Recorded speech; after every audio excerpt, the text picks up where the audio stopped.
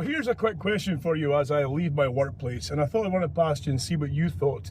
When it comes to unwinding during your drive or your commute back and forth to work. So for myself, I spend probably about 20 minutes each way back and forth from home.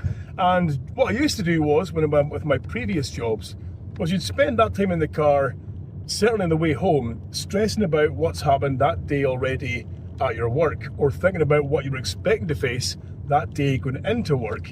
And my belief now is that that time in the car to and from work is pretty important for decompressing. So for a while there, I fell onto podcasts. Podcasts would help me zone out on the way to work and the way back home again, and the time would fly by. Easy drive, hear my favourite comedians laughing away in the background, easy peasy. But then the problem was podcasts started getting populated by adverts.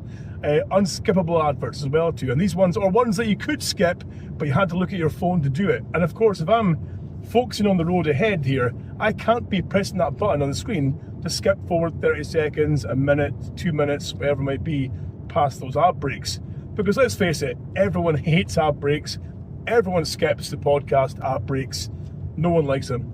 So instead, recently, to help me decompress, I've turned to the world of audiobooks. Now, for me, books have always been quite sacrosanct. I've always been a man who needs a physical book in his hand to enjoy it. I like the feel of the pages. I like turning the smell of a new book, keeping that spine as crease-free as possible while I'm reading that book. And then it took me a while to get used to using the Kindle. And even with the Kindle, I never really felt that I was, initially certainly, I was enjoying it that much. And then it clicked and I suddenly fell in love with the ebook format. And now ebooks are my kind of go-to when it comes to reading at home. I still have a massive collection of regular books, but ebooks are the ones that generally I fall back on. And I always swore against audiobooks. For me, audiobooks were nothing more than a glorified version of a podcast, and I could never fully focus on an audiobook.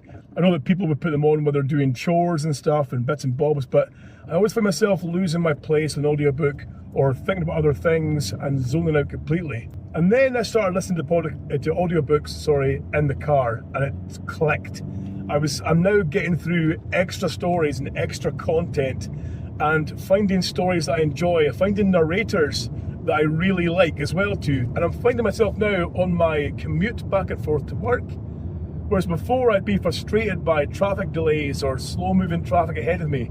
Now I'm completely focusing on the story. Obviously, I'm focusing on the road, but I'm really invested in that story and the time flies by. I've just left work now.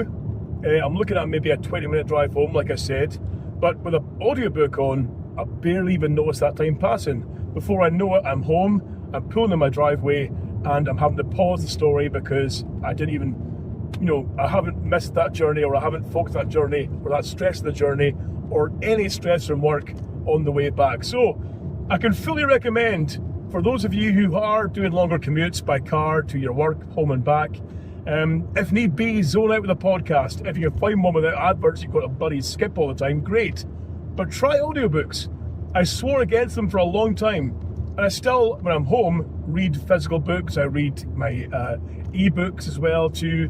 If you want to read physical books, my book is available through Amazon, through ebook and through physical copy. Feel free to check it out. 2 books, in fact. But also, check out audiobooks for your commute. It's a thing that I never thought I'd enjoy, but certainly when it comes to that drive and that ability to zone out while I focus on the road ahead, they're great.